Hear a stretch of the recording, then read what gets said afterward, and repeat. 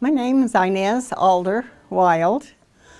I grew up in Midway, Utah, and I love this valley. I was born in February 24th, 1936 in my grandmother's and grandfather's home. And so I'm truly a Midwayite. Where is that home again? It's located on 100 North and 100 East in Midway. We lived there for 3 years with my mother and dad, and then we moved across the street to another home. So I was always very close to my grandparents. My great-grandparents, Elijah and Mary Jane Wilson Alder, moved here, I wish I could remember the exact date, but they moved into one of the cabins on Town Square, which was Fort Midway. And they were not the first people to move here. They came later and moved in with Mary Jane's brother for a while Elijah built his home on just a half a block off of Main Street on Center Street. And the home is still there. It's now a pizza parlor, and it's hard to see it change. It was purchased before and painted gray, and then they sold and it became a pizza parlor. And then my grandparents moved just a block from there. They had 10 acres and then they bought property throughout the valley, and even some up by Wasatch Mountain State Park, which was sold to the state when Wasatch Mountain State Park was made. My great-grandfather was from England, and my great-grandmother was from Ireland, and they came to the United States in 1844, sorry. They came in 1844, came up the Mississippi River, and the prophet Joseph Smith was assassinated on my great-grandfather's 9th birthday. They didn't move to Utah immediately. They went to St. Louis, Missouri, and then they came west. Mary Jane, my great-grandmother, walked all the way across the plains, as did with a handcart. My great-grandfather walked across the plains, but he was a little older when he came over. They first went to Salt Lake City, and then they were asked to move around. They first went to Manti. Well, no, I've got to change that, I'm sorry. They were first called to go to Franklin, Utah, Deseret. It was the territory of Deseret. And then they moved to, and then it was later named Idaho, or Franklin, Idaho.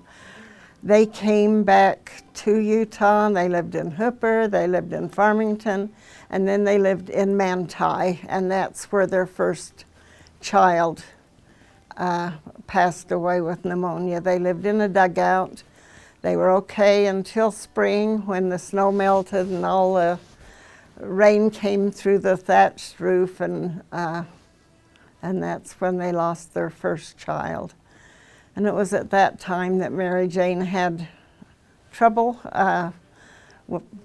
dealing with all of the things she had to deal with, and so they moved back to Salt Lake, and then later to Midway, because that's where her ancestors had moved. And they moved in with James Wilson, her brother, for a while they built their home on Center Street, and probably half a block north of Center and Main. Can you explain the dugouts? I don't think people will know. Well, first they lived in a wagon box, and wagon box that the ox team had taken them to Manti in. But then they dug a hole in the ground, basically, in a square, and then they put up posts and put a roof of branches and thatch and stuff, and that's how they lived. And the snow was so high that they almost couldn't get out. They had to have help digging them out before that first winter. Where did they meet, or before they got married? Oh, they met in Salt Lake after. They came separately. Right, yes. In fact, Mary Jane worked for Judge Stiles in Salt Lake. She had a nice job. The food was very, very scarce, so she would package the meals to hand out to people in Salt Lake so that they would have food to eat under the direction of Judge Stiles. And then they met, and shortly after they were married, I should maybe put this in, was when Johnson's army came to Utah, and they were afraid that everything was going to be ruins. They were poor. He didn't have shoes. He'd worn his shoes out coming across the plains, Elijah did. And so his wife, Mary Jane, made him shoes out of the tick of the cover of their mattress or feather bed or whatever it is. They used to call it feather tick. And so that's what he wore, but there was never actually a war. It was just threats. And they moved on to different areas. They moved out west in Salt Lake, and then the army went on down to Soldier Summit, where a lot of them perished due to the severe weather in the winter. My great-grandparents had 5 living children. Their first child, Elijah, died in Manti and was buried there. And then there was James Alder, Mary Jane Alder, William Walter Alder, Mary Alder Oplanot, and Alfred Alder. And my grandfather and Alfred both built or acquired property and built in Midway. But Uncle James, Pa's one brother, stayed in the home there on Center Street until his passing in the early 40s. He never married, but the others all married. Jane Alder married a Watkins. William Walter, my grandfather, we called him Mom Pa. So if I slip and say Mom Pa, you'll know I'm talking about my grandma and grandpa. And anyway, he married Jean Coleman, whose father also came across the plains and lived in Fort Midway. So I really have ties to Midway, you can tell. And my grandmother's brothers and sisters lived in Midway too, most of their lives.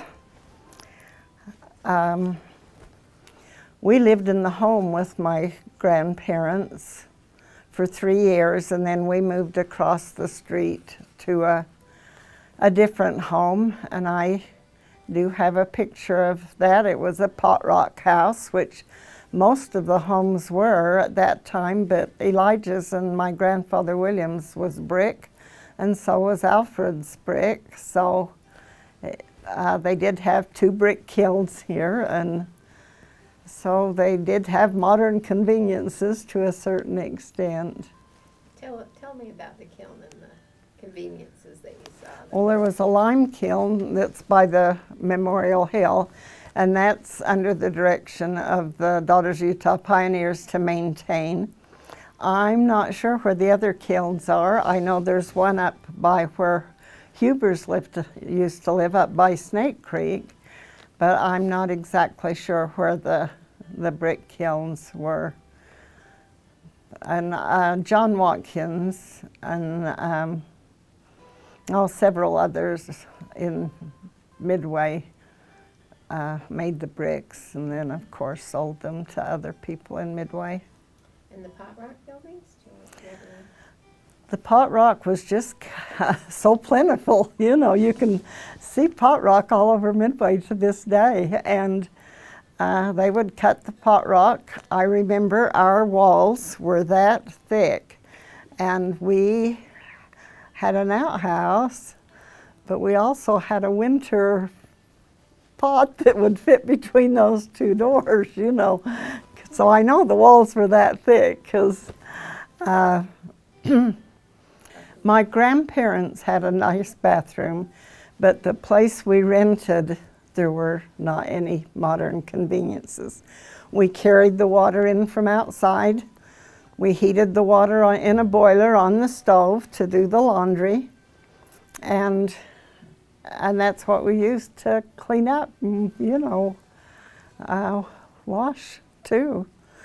We hauled all the water in the house. That was, but at the time, that's what most of the people did. It was just, everything was accepted. You just lived kind of primitive, but you thought you were just as happy as you could be because you had plenty to eat, and you had, I loved the farm life. I loved having space to run.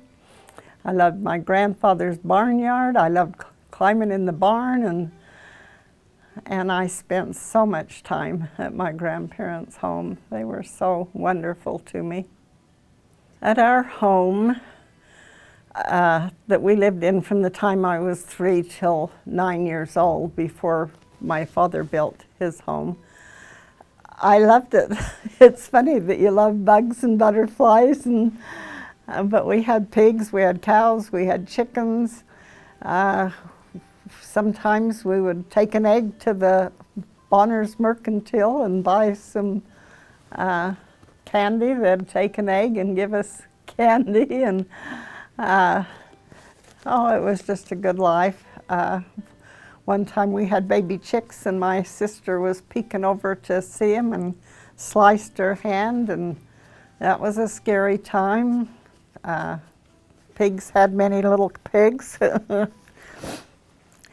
We had someone milk when Dad had to work in the mines, and he would tell me to open my mouth and it'd squirt milk in my mouth from the cow, which I wasn't too crazy about.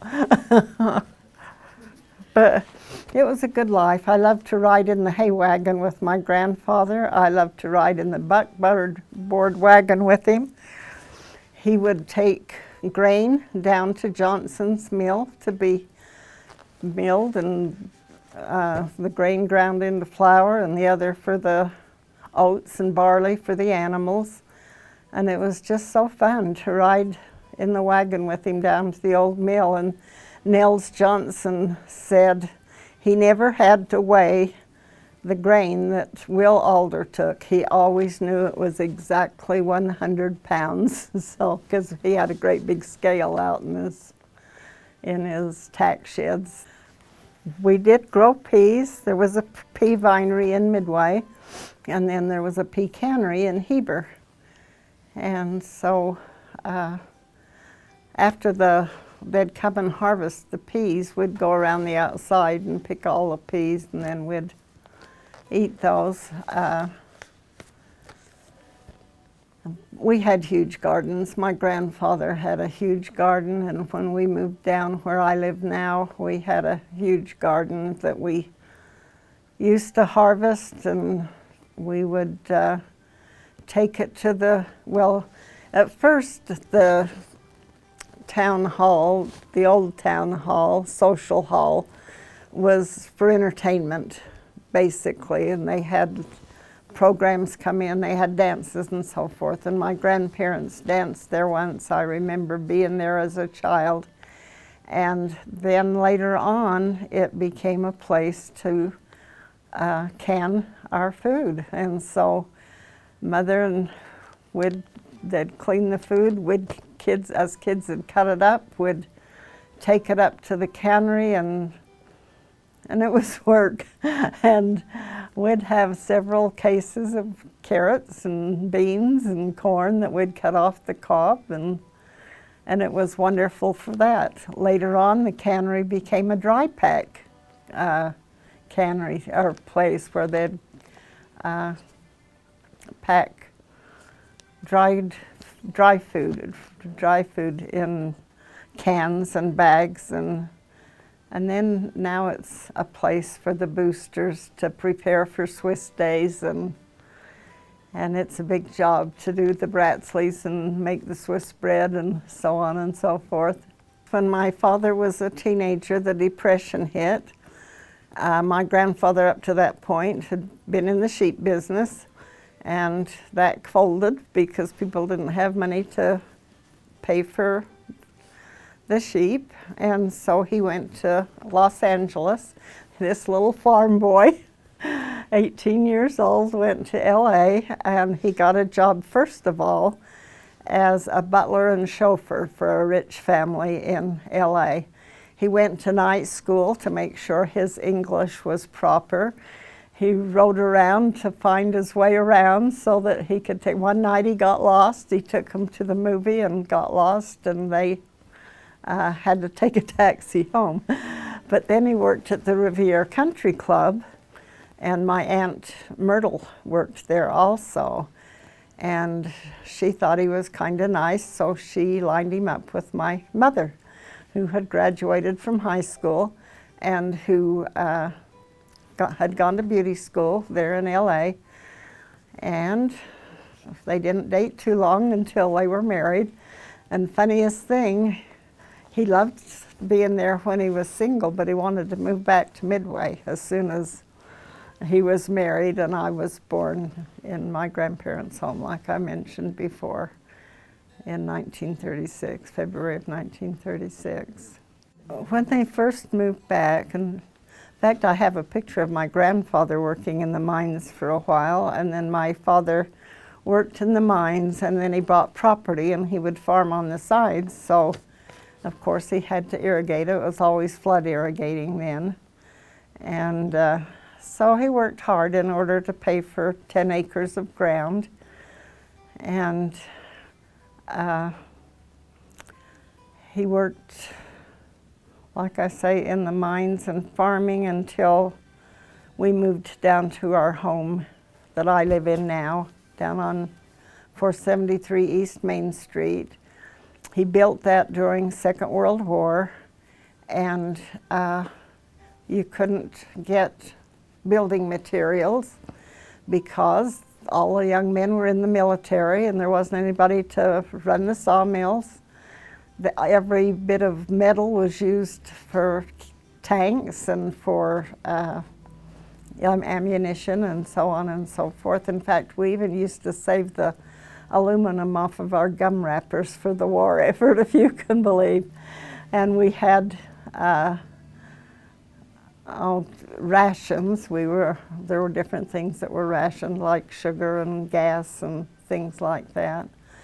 But I had a thought. I wanted to say that because you couldn't get building materials, my father bought a boarding house in Keatley, and he tore the boarding house down and used the lumber and straightened the nails and built our home. Of course, he had to buy the brick and the windows, and that was all that he bought. But by the time he got through building the home, he was in debt $1,000, and so that was something I thought. Of course, money was different then. Gas was 19 cents a gallon, and I loved Midway growing up.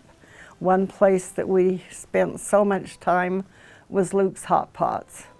And we took swimming lessons. Jean Payne taught swimming lessons. It was Luke Hot Pots when I grew up. When I was a teenager, it was called the Diamond D. Ford de Graaf brothers bought it, and I worked for them for a couple of summers. And then after that, it was called the Mountain Spa, and now it isn't. It's really sad. You feel bad because it was such a delightful place. We had our family reunions out under the groves of trees. They also had a place where you could go inside, you know, and have when it rained. And then we didn't have cultural halls in our churches then, so they had a lovely dining room that we would have our ward parties in, and the youth got to wash the dishes for all of those people when we had the ward parties. Our fun place to go, though, was the youth would have swimming parties at Luke's Hot Pots. And like I said, lessons. We'd go to Schneider's Hot Pots occasionally when our cousins would come, but most of the time Luke's Hot Pots was the place to be. And as youth, we didn't go on field trips when we were in school. We attended school from first grade. They didn't have kindergarten when I was in school, but they did when my sister was.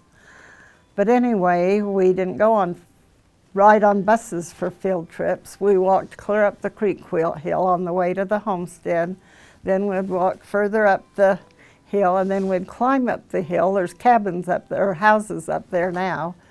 And then we'd slide down. They called it Devil Slide. By the time we got back to school, we were dirty. We were so exhausted we could hardly walk home from school. But it was fun. And we also made kites in school and took them to the Probst property and flew our kites. And it was just a delightful childhood. Well, which Probst are you? It was Carl Probst's property. Glenn Probst was in our class, and so he made arrangements with his dad to let us go and what did you slide down on? What were your sleds? oh, we just slid on our bottoms when we went up to Devil's Slide. But that brings up another thing. When we moved down on Main Street, that's right in front of the Memorial Hill. So we would walk through our 10 acres and climb the Memorial Hill. I bet we climbed that Memorial Hill once a week. And in the winter, we'd walk through this deep snow, climb up to the first road, and then we had our sleds that we sled down on, and we'd be so cold by the time we'd be freezing before we'd stop, and then we had to walk back through the 10 acres to get home. We'd put our hands under cold water and just cry because they were so cold. What did the hill look like at that point in time? There was still a road around, but it was a lot rougher than it is now, and it was easier to get up on the road. They've made the road so it's harder to climb up on the side of the hill. And now they're worried that if you climb up the side of the hill, you'll damage the hill. But they don't know that we climbed up that hill all the time, and so did my children and my grandchildren. And even the great-grandchildren go up now, but they go around the road because that's what they want them to do now. Tell me about your, let's talk about the school first.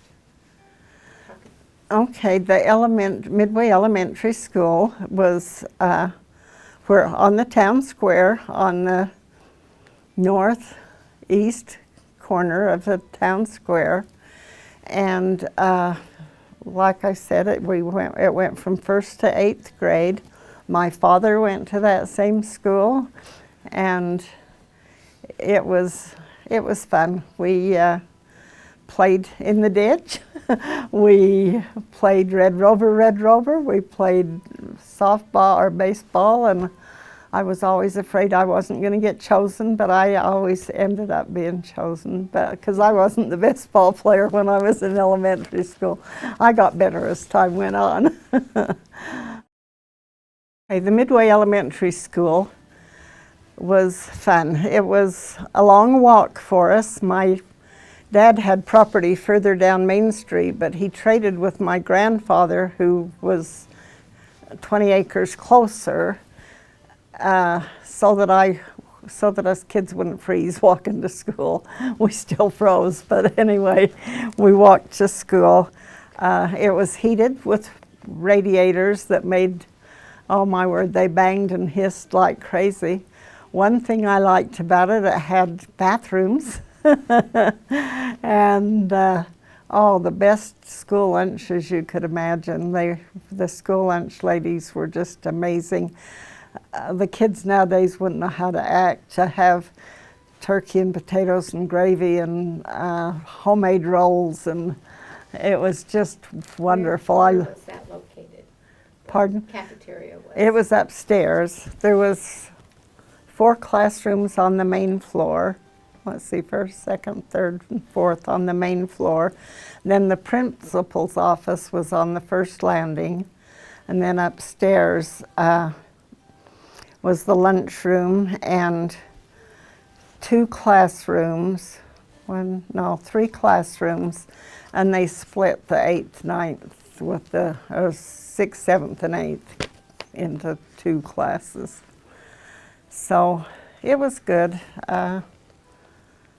Good teachers. It was a good place to go to school. We loved playing ball against a building. We'd throw the ball up and count, and we'd jump rope, and like I say, just played games. The only equipment we had was teeter-totters. And my cousin one time was on the teeter-totter, and it came down and tore the ligaments in the back of her foot, and they even took the teeter-totters out. It was sad when they did. You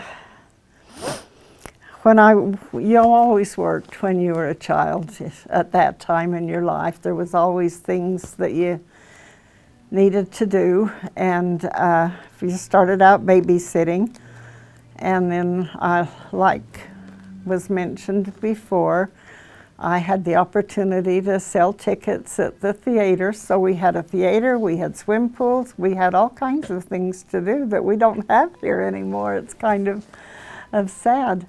But I would sell tickets for the first feature, and they didn't just have a feature. They had information about the war. There would be a newsreel, and then there would be a cartoon, and then there would be a serial that would continue from week to week, and then the actual movie. And so as soon as the first feature was over, then I got to go in free and watch it. And it was fun, and so did some of my friends. And you weren't afraid then. I'd walk clear home at night, and I wasn't the least bit afraid to walk home after dark. And it was pitch dark then. Street lights were almost, there might be one bulb, here and there. It was totally different than it is now. I loved my high school years too. We rode the bus. The students didn't have cars then. A couple of boys did that worked and paid for a car, but not very many. Everybody rode the bus to school.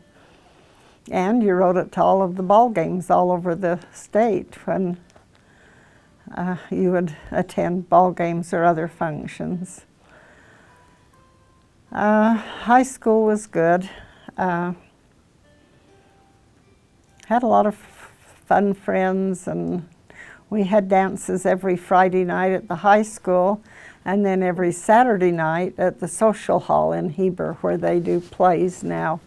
And that social hall had a spring floor, and you could dance till 1 in the morning and you wouldn't be tired. It just bounced with you when you danced. I guess the springs aren't working anymore, which is sad, but it was so fun. So dancing was a big thing in high school. Sports were a big thing in high school. I was on the debate team and on the Girls Athletic Association, and I was the senior class vice president, and what else? We decorated for the big dances like junior prom and freshman frolic and senior hop, and Some of the dances that you did during that time. Oh, that was the day when you really danced. You waltzed, you jitterbugged, you foxtrot, you did the rumba, you did the samba, you did, that's what I call dancing. And it was fun, and everybody danced. You didn't know wallflowers. So it was good. In fact, that's one thing I missed the most when I got married. My husband said a dance was a place to meet a strange girl. So he took me to dances the first few months we were married, but after that he said, no, it's a place to meet a strange girl. He didn't want to dance anymore. So I don't know But that's one thing I missed as I grew older, was going to the dance. My husband's thing was rodeos and ball games.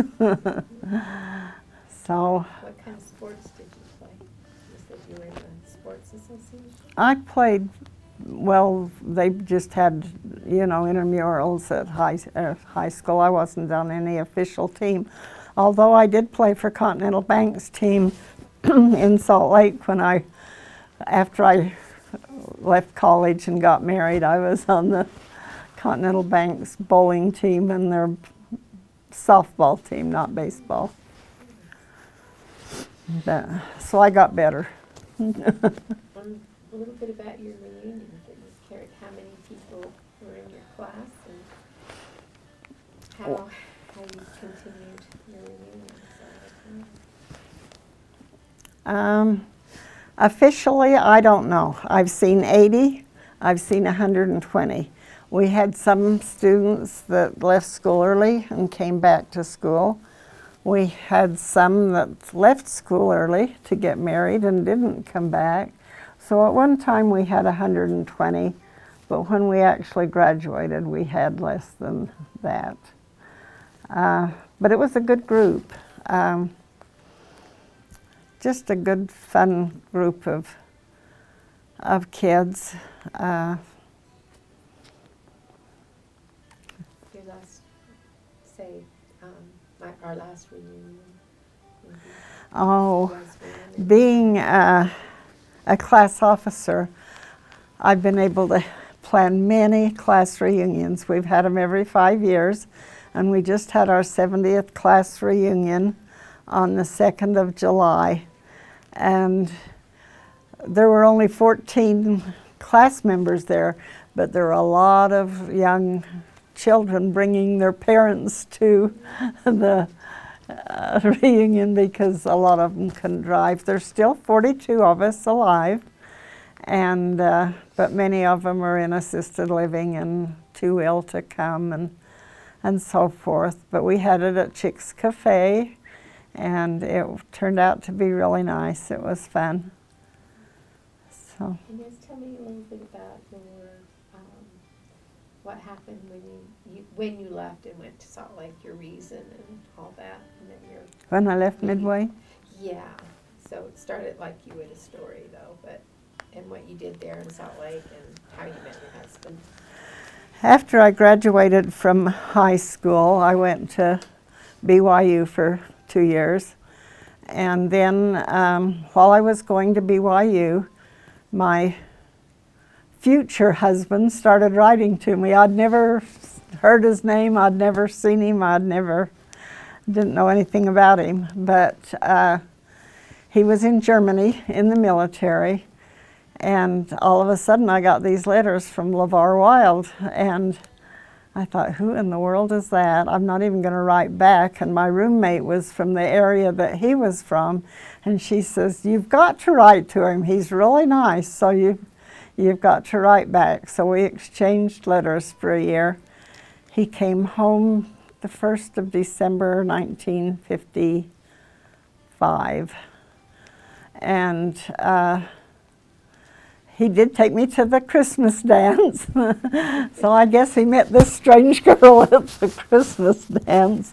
But anyway, by the time I went back to school on the 6th of January, I had a school ring.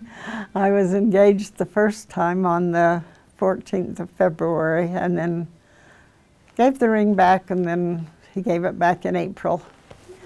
And we had 47 years together, so I guess it took fine, right? We had 4 children, and they're all married, and our oldest boy lives in Price, Julie lives in Heber, and then our second to the oldest, or third to the oldest, Susie, lives in Price, and Melissa's in West Jordan. But we lived in Murray for 43 years, but we came home often, so we never left our ties here because Mother and Dad were here, and we came to Midway often, and our children all love it. They'd like, the people that are building around us would like me to sell, but I'm stubborn, and I'm going to make my kids make that decision after I'm gone. What did you do in Salt Lake? What drew you to Murray? When I first went to Salt Lake, it was just before I was married in September of '56. I worked at Continental Bank and lived with my aunt all summer. And then when we got married, we lived in the Sugar House area for a while. And then we finally bought a home in Murray, and we were in Murray for 43 years. We moved there on Valentine's in 1961, and our little boy was about 6 months old. And so it was a good place to raise a family. I loved Murray, I loved the people there, but I had a longing for home. And so when Mother passed away, we bought the house, and What year was that you bought and that? after LeVar passed away, I moved home. And it's been good. It's been a good 20 years. Since you've been back. Yep, since I came back. Murray was home for the 43 years. We made close friends. We all raised our family in a subdivision. It was good, but it was good to move home. I love Midway, but it's changing. Anything else you want to add before I got something at the end? But would you have something? Well, I worked many places. I worked at the homestead. It was changed from Schneider's to the homestead. I worked there. You babysat. I worked at Luke's Hot Pots. I was the first employee of the Dairy Queen in Heber. It was just a little Dairy Queen. It was nothing like it is now, that it's the Dairy King. And then I worked for my aunt and uncle at Turner's Cafe. And so, like I say, everybody worked. Every friend that I come to, one will say, I worked at Chick's. Well, I worked at the Hub. Well, I worked here. Everybody worked, you know. And now people have so much, the children don't all have to work like we did. Do you have anything else you want to before we conclude? Oh, I'll mention Take your just time. one more thing. Lethe Coleman Tadgey. One day I was in Guy Coleman's store, and I was about 9 years old, and she came in and she says, do you know who I am? And I said, no. She says, well, I'm your Aunt Lethe. And she was a relative of my father and my grandparents, but I didn't, because she traveled all over New York and Canada and everywhere lecturing. But anyway, when we were about 9 or 10, she took a bunch of us youth, and we walked up the road on the Memorial Hill. And when we got to the Memorial Hill, she says, I want you to look around this valley. And she had us look all around, and then she said, now look at the names on these plaques. And she says, I want you to remember that these are the men and women that are making it possible for you to live in a free country and enjoy the blessings that you have. And one of those, I had many relatives, but one of those was Vernell Coleman, but they've misspelled it and put Vernell now, but his name was Vernell Coleman. He was in the First World War, and he died of pneumonia in France after he had been in the battle. So it hit home with me because his mother had passed away, and my grandmother had helped raise him, and then, so it gave you, and then I had many cousins in the service too, so it made me appreciate our freedom, the valley. And you said, tell about the schools. Every school had a picture of Abraham Lincoln, had a picture of George Washington. We began with prayer. We sang the national anthem. We did the Pledge of Allegiance. And we were all loyal to our country. Mm-hmm. So. Anything that you would pass on words of wisdom, whatever, to your grandchildren or future generations? Anything that you think? You don't even have to answer it. I've been blessed with a great family, and they're so good to me. And they're appreciative of what they have. We've just always been close. We get together every Memorial Day, every Swiss Days, 4th of July. When we were young, we had many, many family reunions, many of them at Luke's Hot Pots, and then some at Lagoon and different places. So that's, and then at my grandparents' home, the entire family used to gather at my grandparents' home. We made homemade ice cream. We just have always been close, and it's been a blessing in my life. And I'm grateful to live in America. I'm grateful for the church, for the gospel of Jesus Christ. I'm grateful for each and every child and grandchild that I've been blessed with.